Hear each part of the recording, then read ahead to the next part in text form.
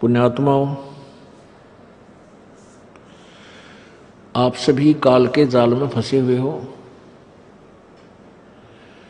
और इस काल भगवान ने आपको बिल्कुल ज्ञानहीन बना दिया है।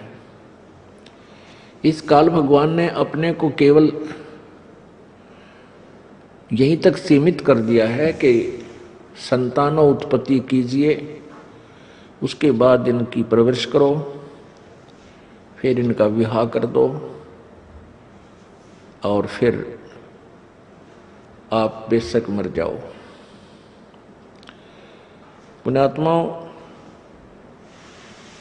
संतान उत्पत्ति, इनकी परवरिश, विवाह शादी, जो भी फिर इन बच्चों के निमित्त इनके भाग्य में, उनके जीवन में जो कुछ भी घटना घटनी है वो पूर्व निर्धारित है। और हम सभी भी अपने प्रारब्ध को ही पूरा करने के लिए यहाँ आए हुए हैं। प्रारब्ध वो जीवन है, एक मानव जीवन या एक प्राणी जीवन है जिसमें पूर्व जन्म के संस्कारों का ही आपको भोग प्राप्त होता है।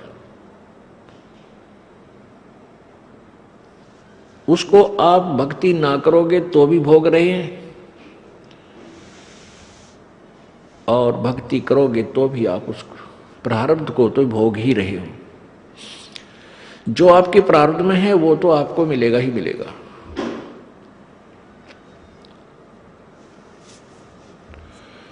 उसको नहीं कोई रोक सकता जो पूर्व निर्धारित प्रभु के द्वारा किया गया है।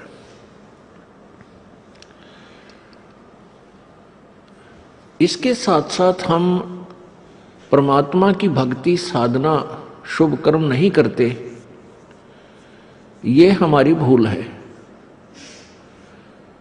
आज कोई दुखी है तो अपने पुण्य से, अपने पाप से, कोई सुखी है तो अपने पुण्य से। ये पुण्य और पाप कब हुए थे? पूर्व जन्म में, पूर्व जन्मों में, पहले के जन्मों में, जब आप कभी मनुष्य जीवन में थे।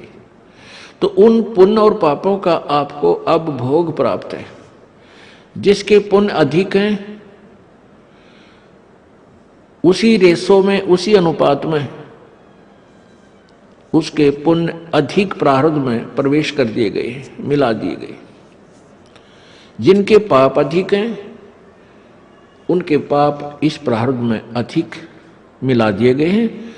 आपके बहुत से पुण्य ऐसे हैं जो संचित हैं। संचित वो कर्म हैं जो जन्म जन्मांतर में आपने किए और वो इकट्ठे हुए आपके अकाउंट में बैलेंस हैं, शेष हैं। तो यहाँ दोनों ही कर्म भोगने पड़ते हैं। जब तक हम पूर्ण परमात्मा की सत्साधना परम संत से लेकर नहीं करते तो पुण्य भी भोगने पड़ते हैं और पाप भी भोगने पड़ते हैं। और ये काल भगवान आपके प्रारब्ध को कैसे रचता है? आपके पुण्यों के एवरेज ले लेता है, रेशो लेता है, पापों की भी रेशो लेता है। दोनों को मिलाकर के आपका जीवन निर्धारित हो जाता है। जिनके पाप घने हैं वो दुखी घने, जिनके पुण्य अधिक हैं वो आज सुखी नजर आते हैं। उनके पास कार, कोठियां, संपत्ति, संतान अच्छी है। पुण्यात्माओं, ये प्रारब्ध तो प्रत्येक प्राणी भोग ही जाता है, चाहे वो परमात्मा का नाम बिल्कुल भूलकर भी नहीं लेता। और ये भी कहते हैं कि हम भगवान को नहीं मानते, परमात्मा कहीं नहीं है, क्योंकि वो नास्तिक हो चुके हैं। नास्तिक वो प्राणी होते हैं जिनको कोई बचपन से ही ठीक मार्गदर्शन यानी आस्तिक परिवार नहीं मिलता या कोई साधु संत उनको नहीं मिलते। जो बिल्कुल नास्तिक हैं, शराब पीते हैं, मांस खाते हैं, बकवाद गढ़ते हैं और वो आजीवन सुखी नजर आते हैं, जो यहाँ का हम सुख मानते हैं, और मर भी आसानी से जाते हैं। उनकी मृत्यु भी विशेष कष्टदायक नहीं होती। और कुछ ऐसे भक्त भी होते हैं जो भक्ति भी कर रहे हैं किसी ना किसी इष्ट देव की, और वो दुखी भी हैं और भक्ति भी कर रहे हैं। अब जो दुखी हैं वो भक्ति इसलिए करते हैं कि हम सुखी हो जाएं, वो उनकी मजबूरी है। और लेकिन वो सुखी भी नहीं होते और दुखी भी होते रहते हैं, और फिर उनकी दुर्गति से मृत्यु भी होती है। ये उसका प्रारब्ध था। अब यहां समस्या आ जाती है कि जो व्यक्ति कॉमन होते हैं, न्यूट्रल होते हैं, वो ये कहते हैं भी उस व्यक्ति ने कभी भक्ति नहीं की, ना अच्छे काम किए, और सारी उम्र ठाठ करे, बढ़िया उसकी संपत्ति संतान थी, खूब बरकत हुई इसके घर में, और मर भी आसानी से गया, उसको कोई जो ना परेशानी नहीं उठानी पड़ी, ना कहीं बड़ा सा कोई ज्यादा बीमार हुआ। और एक हम देखते हैं ये भक्त सारी उम्र इसने भक्ति भी की, मंदिरों में गया, मस्जिदों में गया, वहां धामों पर चक्कर लगाए, भक्ति भी करता रहा, गीता जी का पाठ करता था, और इसको कोई बरकत नहीं हुई, दूने दुख हुए। तो इससे जो न्यूट्रल व्यक्ति होते हैं वो बट नेचुरल नास्तिक हो जाते हैं। वो ये सोचते हैं बताइए भक्ति करा करता रही, इसने करी कोई ना, ये ठाठ से रहा रही, इसकी दुर्गति हो रही, तो क्या दे रहा इस भक्ति में, क्या रखा इस भक्ति में। तो पुण्यात्मा ये तो है कॉमन सोच, अपनी साधारण व्यक्ति की, अपने लेवल की, अपने स्तर का ज्ञान है, ये लोक वेद है।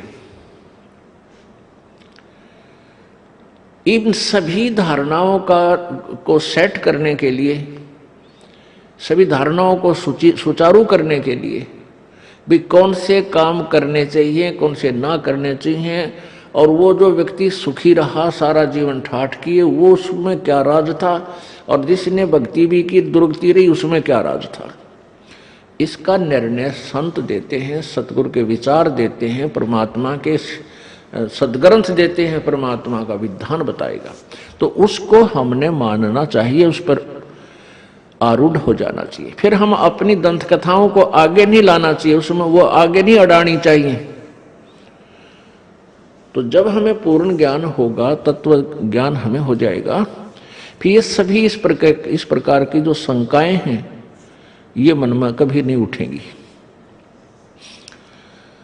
तो पुण्यात्माओं, प्रारब्ध तो प्रत्येक प्राणी अपना भोग ही रहा है और भोगता रहेगा।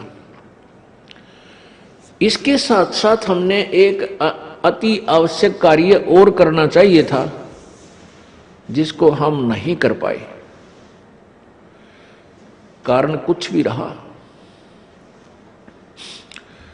वो अति आवश्यक कार्य है परमात्मा परमेश्वर पूर्ण ब्रह्म की भक्ति, शास्त्र अनुकूल परम संत से लेकर के गुरु धारण बना करके, यानी पूर्ण संत, इन नकली संतों से, अधूरे जो कथित संत हैं, इनसे उपदेश लेने मात्र से भी लाभ कतई नहीं होगा।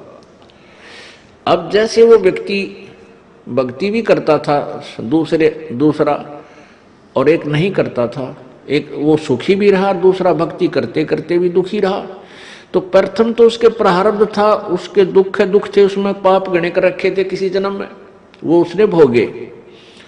और दूसरा, उस व्यक्ति के पास शास्त्र अनुकूल साधना नहीं थी, पूर्ण परमात्मा की नहीं थी। जब तक आप पूर्ण परमात्मा, पूर्ण ब्रह्म, सत्य पुरुष कबीर देव की, कबीर परमात्मा की भक्ति नहीं करोगे परम संत लेकर यथार्थ मंत्रों से, तब तक आप अपना प्रारब्ध तो भोगते रहोगे, जैसा किया वैसा कर्म भी भोगोगे। अन्य किसी भी देव की, किसी भी भगवान की आप जी पूजा करते हो, उससे आपके, ठीक है, पुण्य और भक्ति कर्म जो उस स्तर के हैं वो तो इंक्रीज हो जाएंगे, वो पुण्य तो बढ़ जाएंगे, लेकिन आपके गुड अकाउंट में लिख दिए भी जाएंगे। लेकिन आपके प्रारब्ध के कष्टों में, संकटों में कोई परिवर्तन नहीं कर सकते, नहीं हो सकता, क्योंकि वो प्रभु जिनकी आप साधना करते हो वो अंगारी नहीं है, वो पापों के शत्रु नहीं है, वो बंदी छोड़ नहीं है, वो बम्बारी नहीं है। इसलिए हमने उस परम पिता परमात्मा पूर्ण ब्रह्म की वो सत्य भक्ति करनी पड़ेगी, जिससे हमारे पाप भी नाश हों, प्रारब्ध में हमारे जो कष्ट लिखे हुए हैं उनको भी परमात्मा नाश करे।